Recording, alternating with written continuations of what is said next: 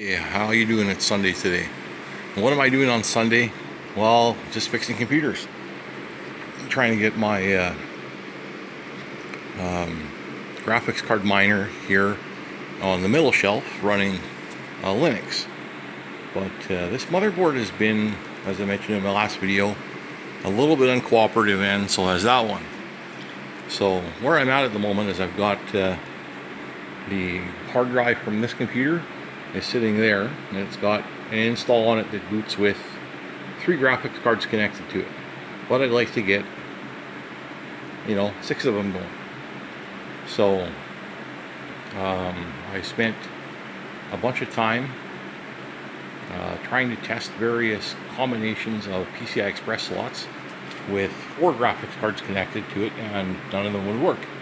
So I think I got a warranty on this board, because it certainly won't boot with 7, it doesn't boot with 6, and no combination of 6 made a difference. It still boots with PCI Express bus errors, and that's certainly a telltale sign I've been getting from some of these other motherboards, but they still work, right? Like I've got 2 of them down here that both have 7 connected each, and they work perfectly fine.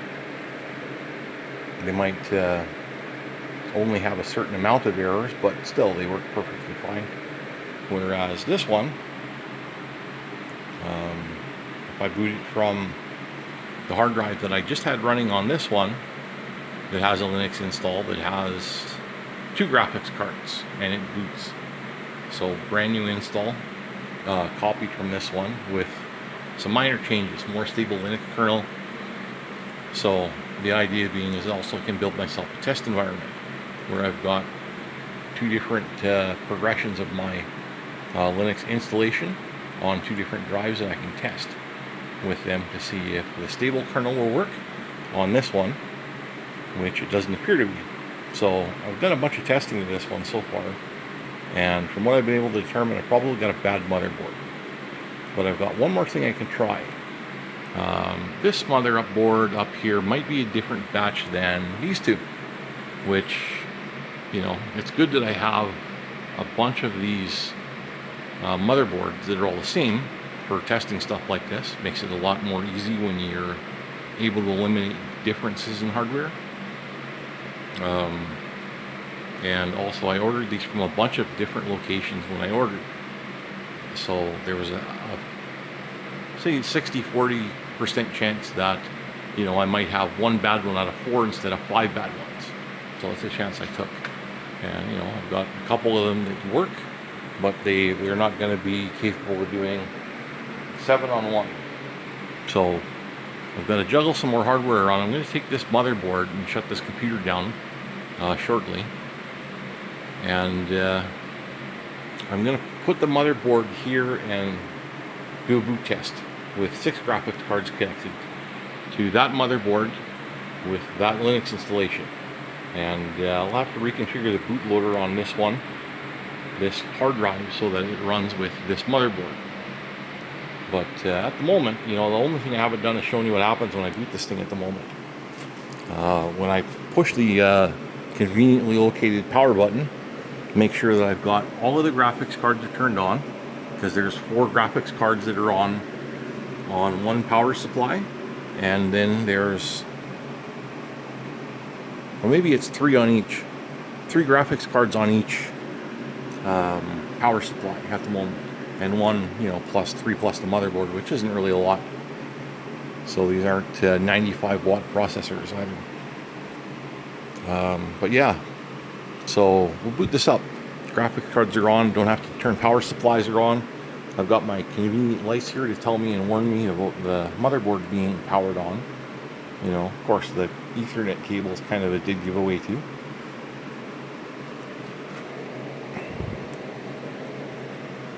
There we go. And we're going to boot to the, try to boot to the live USB disk. That's this rescue CD that's on that flash drive. It's also a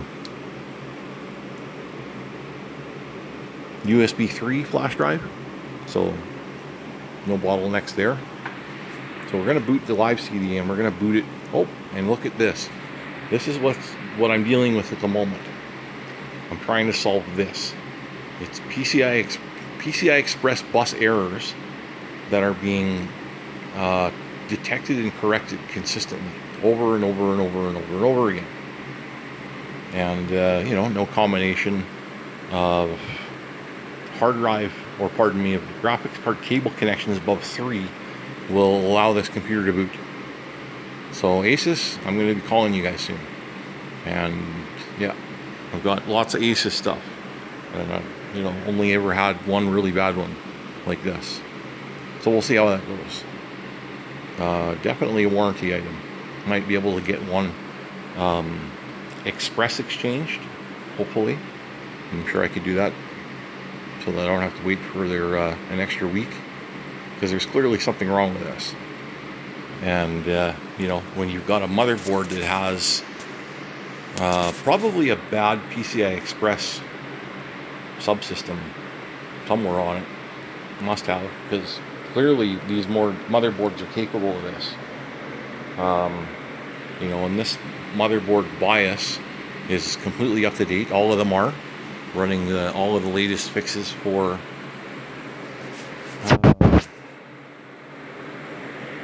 the motherboard exploits for Intel CPUs. But yeah, this motherboard has some problems. So if I take 3 of these off and I try and boot it without all 6, good chances I can probably find a combination where it'll boot. But I've got to turn the power supplies off first. So I'll turn that one off, and then this one's for the motherboard. Turn that to motherboard 1, and that's for the back row of graphics cards. And we'll just wait for the light to go out, and we'll pull out some PCI Express cables. This thing should be able to boot with 4, but with this combination, for some reason, it's not.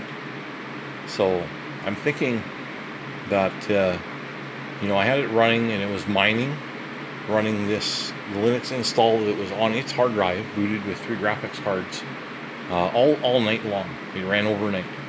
So that was a successful test of a new installation, because this Linux installation as well was actually just built from a new install file on Saturday morning. Might have been sometime Friday or Saturday. So it's only like 2 days old, and it's shouldn't have any side effects because it was a fresh install. So yeah, but let's see what we can do here. So the ones that I want to move the least, because the cables are shorter, are the 2 front graphics cards, PCI Express cables. But these ones over here, yeah, probably I could pull that out and it wouldn't contact something with the other end. Electronics are really sensitive for electrical malfunctions, let's say. So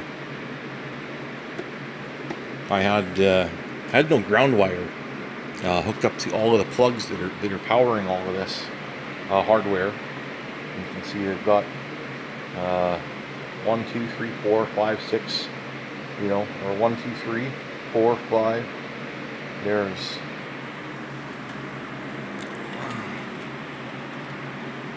six wall boxes for power. I don't use extension cords, right?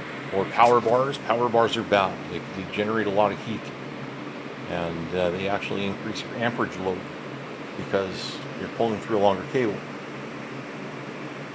Whereas the cables that are running this, they're meant for it. But when you don't have a ground, still that's a problem. So we have to wire that green wire up here, and wire some extra boxes. So put a bunch of extra power cabling in. Good old Winnipeg Speedway in 1991. Richard Petty signature. Yeah. Cheers, Petty. Take it easy. Oops. There we go.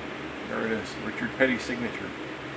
Yeah, and I've got an old Ethernet cable wire up here that runs across to up there somewhere. I was going to use, or was at one time actually using these top rows for running computers on, and or some network hardware, but that never really materialized. Ended up that I got a rack instead, and I just stacked stuff on top of the rack. It's worked out quite a lot better than trying to climb up there all the time. That was a miscalculation, because there's no way I'm going to put computers in the bottom shelf. They get banged up. So, yeah, this ended up happening though. But yeah, we got did all the power wiring without that green wire. That green wire, wow, man! Whenever I come in here randomly and touch my shelf mining rack, right? It have anytime static electricity always. So if you're doing stuff like this, make sure you got a good ground wire. That ground wire goes, right back to the grid, grounded into the box from a giant fat wire that goes outside. So I think this is about 100 amp service. Yeah, it's 100 amps for the whole house, and it's split.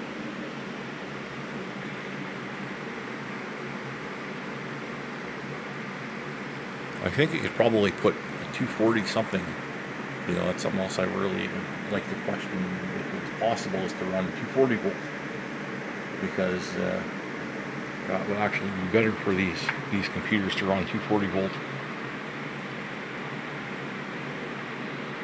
Yep, more efficient. But anyways, I've got some more work cut out for me today, and I've got to shut this thing down from inside the house, because I don't have a computer to use at the moment that, well, I guess I could probably use one of the bottom ones, but and prepare to take this motherboard out and possibly put it on this one with all 6. But first, we're going to do a test with just 3 graphics cards. I've removed 3 of them, and you always want to have the primary slot be in use, which is the first PCI Express 16X slot. So I always try to make sure to have one in there. And wherever else the other ones end up being, it doesn't really matter. So, but we'll try this. So primary, and the next best one, and the next best one after that, right? So that their ID numbers will be consecutive, which can work better for some operating system software. Who knew? So let's turn some graphics cards on. And this board's still going to get swapped, because I tried booting with 4. It wouldn't boot with four cards connected. And this one I don't have to push the button, because it's got auto start on and bias, because I guess it was a real anxious go-getter. So should have bias screen here soon.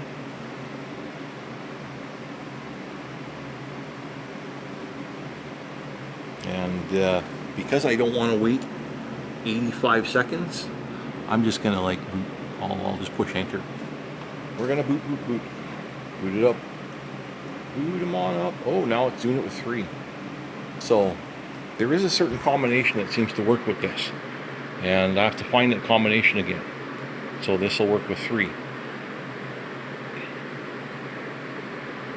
So I'll just wait for the CPU fan to spin down and turn the power off again.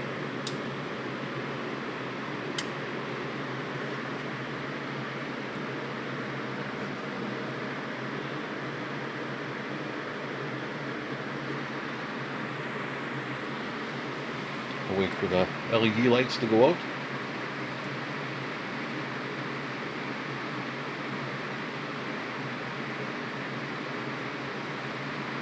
Yeah, this is my Sunday afternoon. But hey, what else would you do on a Sunday afternoon? So what I'm going to try is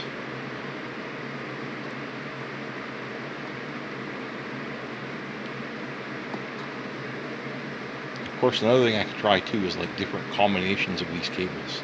Maybe one of these, one in particular cable or graphics card is being uncooperative, right? So what I'm going to do, I'm going to disconnect this one.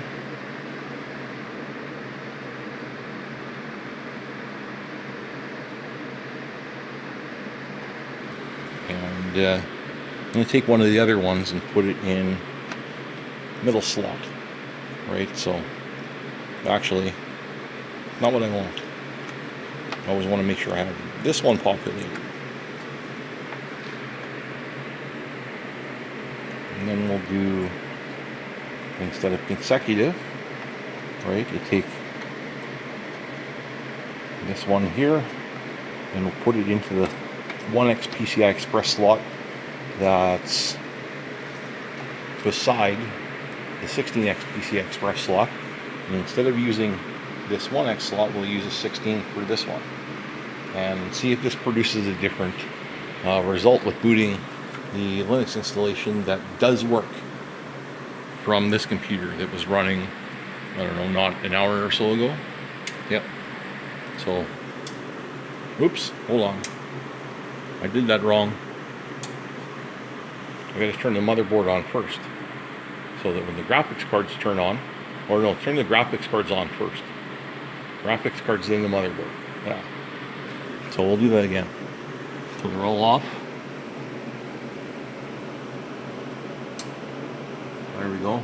There's the graphics cards turned on. And motherboard, where are you? Here we go.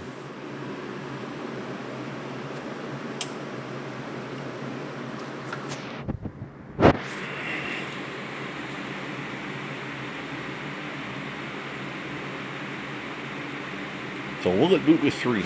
Because it ran on 3 all night long.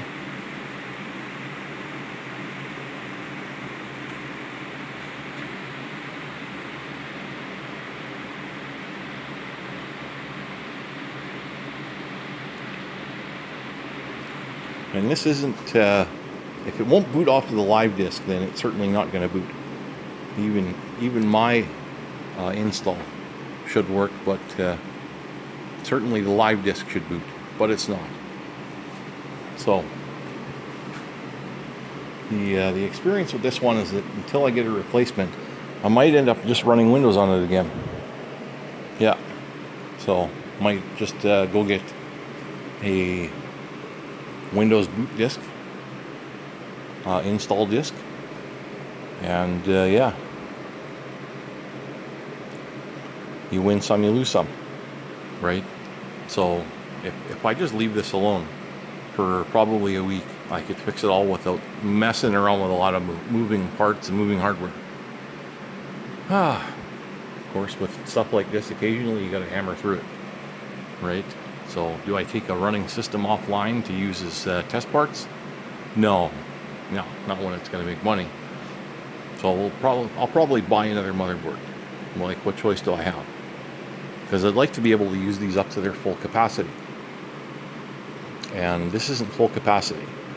And running Linux, because it doesn't reboot itself automatically at whim, despite what I tell it to do. So, yeah. That's the solution. I've tried just everything else with this motherboard in particular. And this one's never really run more than 4. And I think there is a good chance.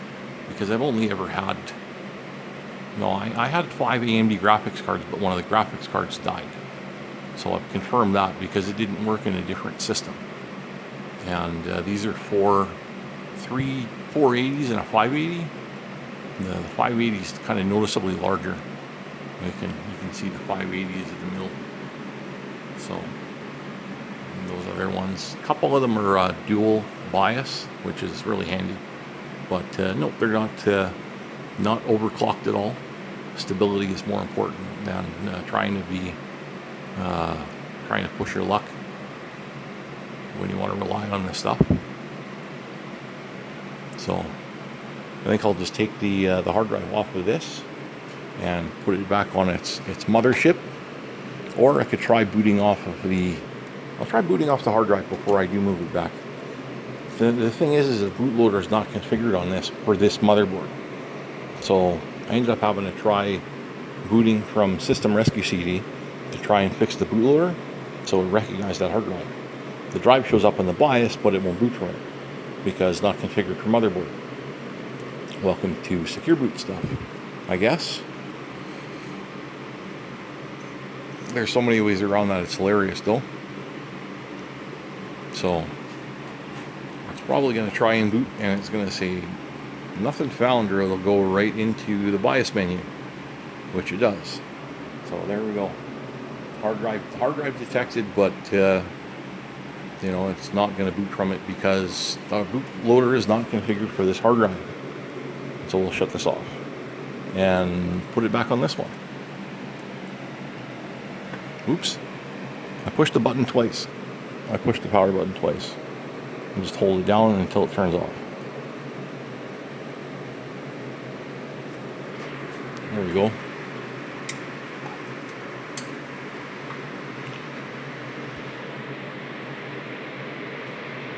So this board is probably not gonna be staying around here long. It's gonna get put in a little box about the same size as the one that it's sitting on, and wrapped and shipped somewhere.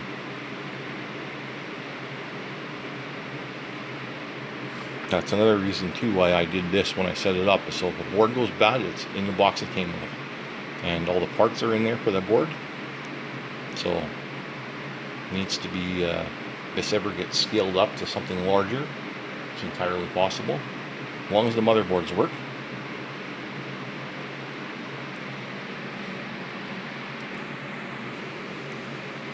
So yeah, it's all powered off now. I'm gonna take this hard drive off.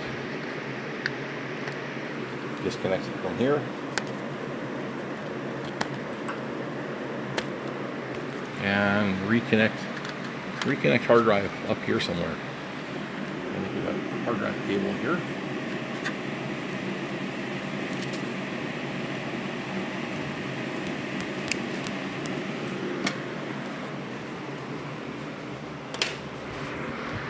There we go. And just need power cable.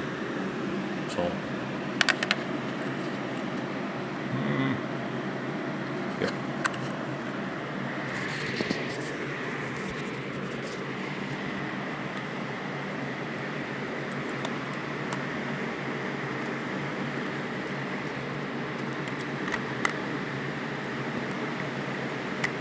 Come on, almost in. There we go. Sweet. Okay. A little more challenging doing that with one hand. It has a cell phone in that hand. So let's turn this on and we'll get this thing booted up.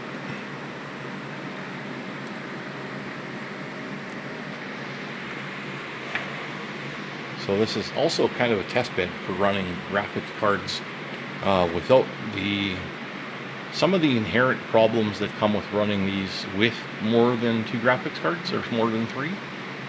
Like all of the issues I'm having with this annoying thing. It's not going to be around here very long. So yeah. Forgot to move the graphics card cable. So that means this one's probably going to get shut down again. Maybe. So for some reason, I have to plug the graphics card in this one into the first graphics card instead of using the onboard, despite having the onboard graphics card force enabled on this. See what fussy motherboards? So whereas this one doesn't do that, but this one doesn't agree with having all of its PCI Express slots used. So I'd say these issues are uncommon for Asus, but yeah, occasionally get about them. I've had 2 in the last 2 years, this being the second one. Maybe 3. Yeah, I had 3 of them. So, not bad though. And one of them wasn't the same as these. So, let's just move this keyboard cable.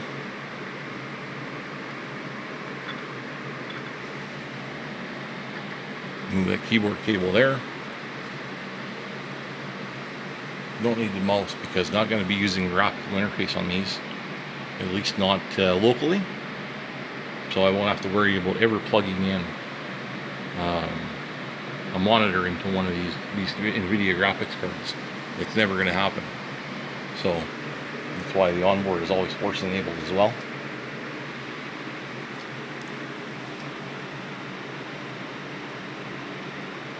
Alright, so we know we got our monitor turned on, and let's just turn this off, turn it back on real quick, and it should be booted.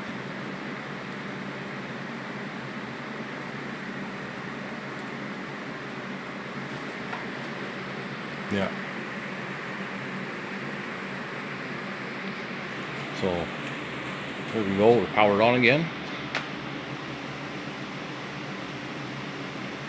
And see, just recognizes that hard drive right away because that hard drive was set up for that motherboard.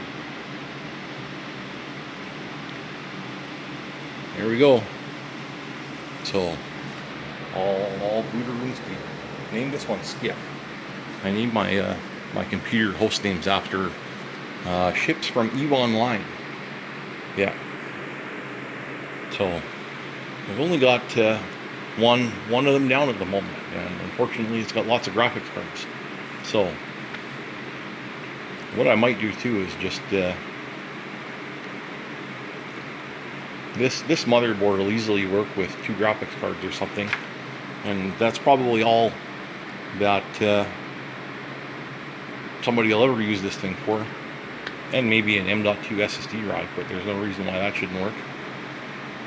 The BIOS configuration for running this with these extender cables requires running the PCI Express bus all in Generation 2 mode. So I could try automatic, but hey, the other ones work, right? Different batch, I think. Manufacturing batch.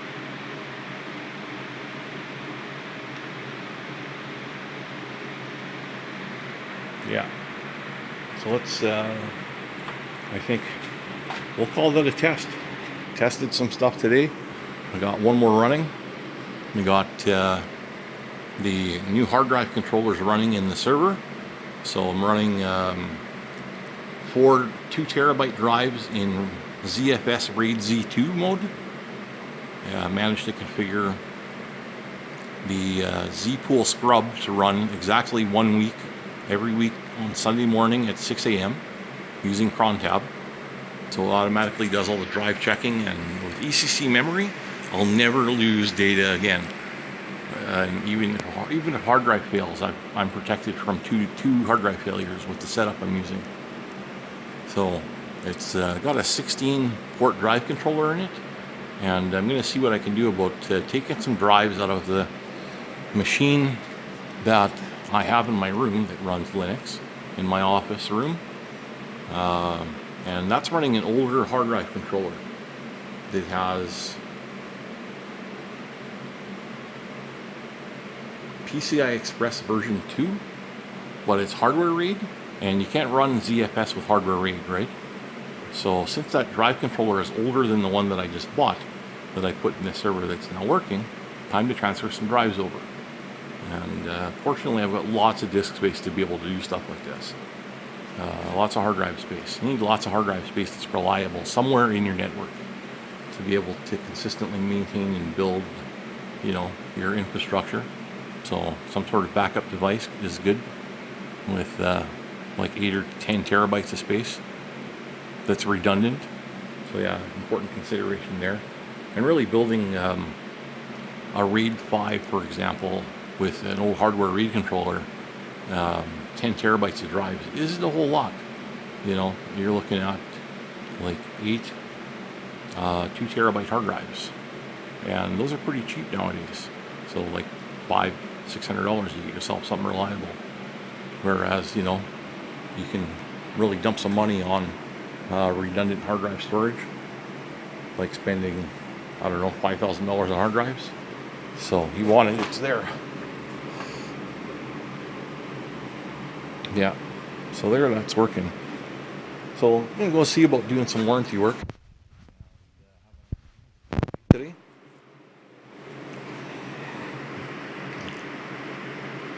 So we'll be back soon. Stay compiled. Cheers.